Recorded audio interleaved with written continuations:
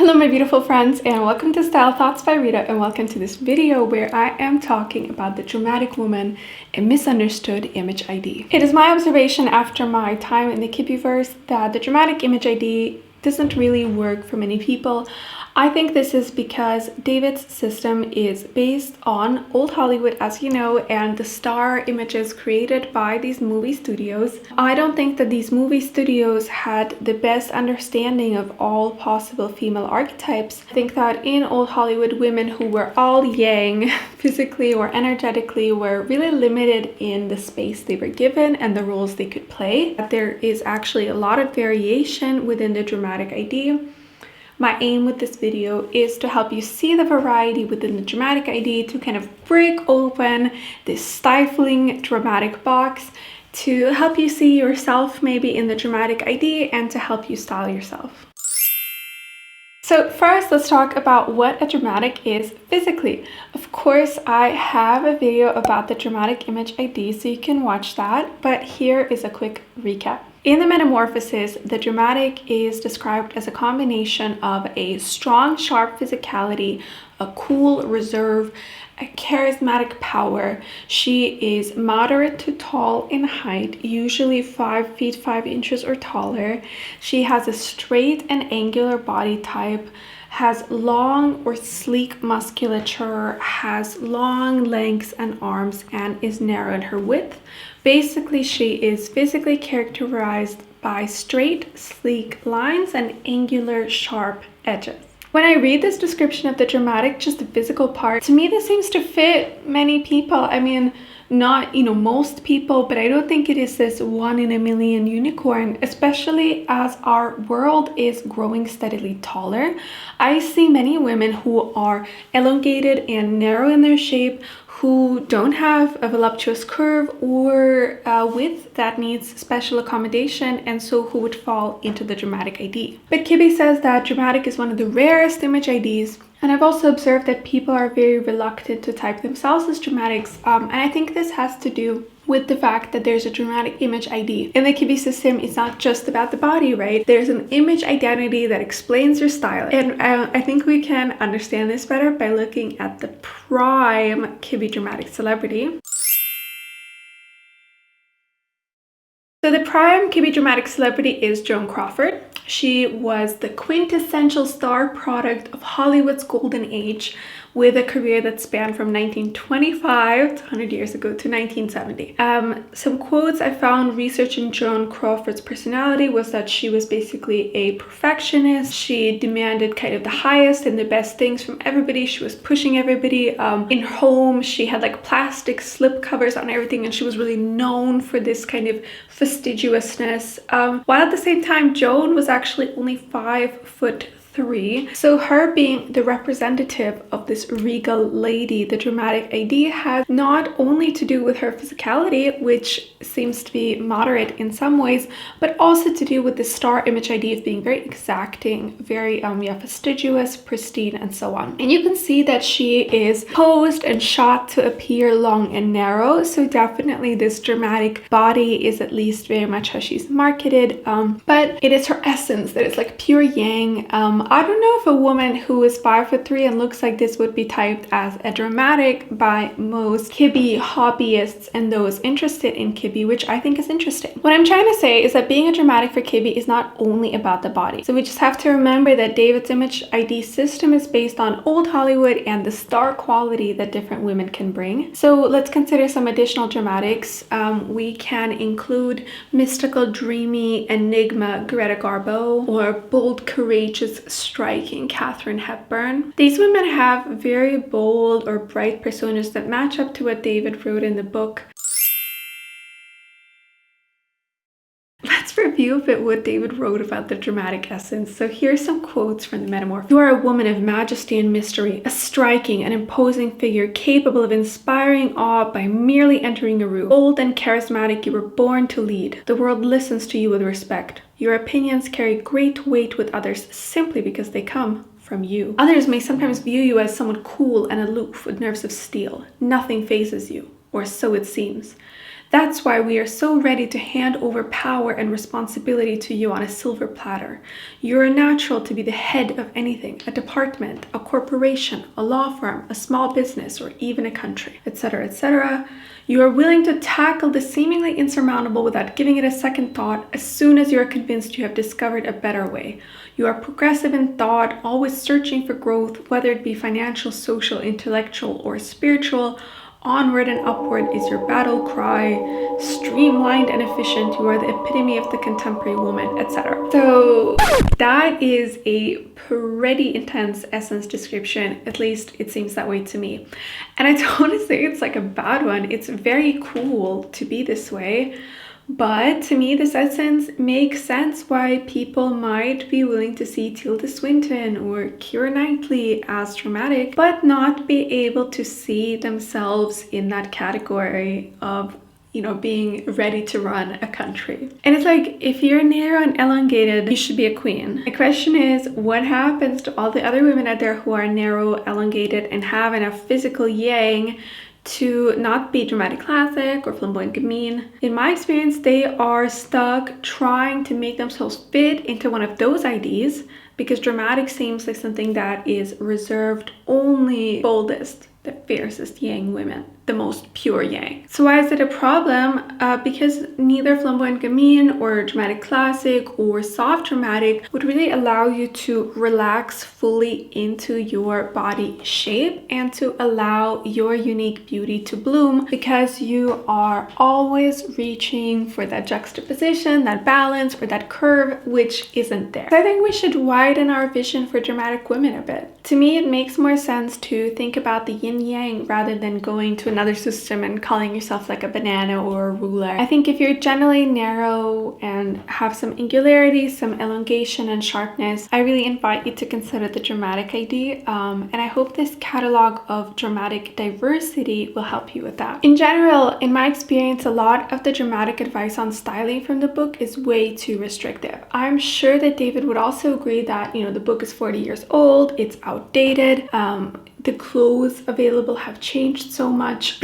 So I think that a lot of the recommendations from the book, unfortunately, are not as helpful as you want them to be. But I think the fundamentals remain really helpful. That shape is the key to your look. That sculpted, sleek, elongated shapes are good. That soft flowing lines can look a bit matronly, or unconstructed silhouettes can look sloppy. That you want to choose fabrics that hold a defined shape, so things kind of falling off of your body. And in general, I think it's smart for dramatics to use some yang elements to kind of ground your look, which is, you know, dark bold colors, stiff fabrics, angular sharp edges, elongated lines, crisp accents and detailing, a large size jewelry, large size accents on outfits, sleek geometric hair, sleek geometric bags, kind of like dramatic shoes. So all of these are different things that can bring yang to an outfit. You don't have to use all of them all the time, but I think being aware of these different elements that give you that pep in your dramatic step, I think is really helpful, rather than just, yeah, I'm a banana. So now I want to go through some celebrities. Every time I type celebrities, there are people who disagree, who are not happy, and I want to say in advance, I'm not 100% sure about any of these people. Not only I haven't met them, but just in general. It's okay if you think something else. Whether or not literally everybody is a dramatic, I feel is not as important to me. So without further ado, the first lady we have is Gemma Chan. I've talked about Gemma in my Right+Up essence videos. I think she is a great inspiration for someone who's a dramatic without having a harsh or ethereal or whatever like essence. She's just a normal woman with a slim figure who is narrow and elongated. I really like her street style with her jumpsuits, narrowly tailored shirt dresses, longer blazers. I also really like her dresses where she uses long, sleek shapes and the way she plays with large accent pieces. Love Gemma. The next person I want to talk about is Stephanie Beatriz. I love Stephanie as Rosa in Brooklyn Nine-Nine because Rosa is so different from who Stephanie presents herself to be. I would describe Stephanie as having a fun, playful, and sensual style. I would place her in my essence system in the Left+Down. I think she is very sensual, but at the same time, very personable. She's not mega famous, so most of the photos are from the red carpet, but I think she serves some inspo for silhouettes that really complement her frame. A lot of these looks are something I think you could wear to like a slightly dressy occasion, even if they're not every day. So next up we have Saiorse Ronan. To me, Saiorse is a dramatic. I would place her as a Right+Down in my essence system. She is refined but delicate, radiant but intuitive. I know that Saiorse has been typed online as a soft classic. I don't want to start a big argument. You don't have to agree with me. However, I struggle to find a look for Saiorse that looks too angular or too vertical. So whatever her image idea is, she's a great inspiration for Right+Down dramatics who might feel like they get overwhelmed by like bold details or too dark colors or too much sharpness or whatever that dramatics might feel they have to wear.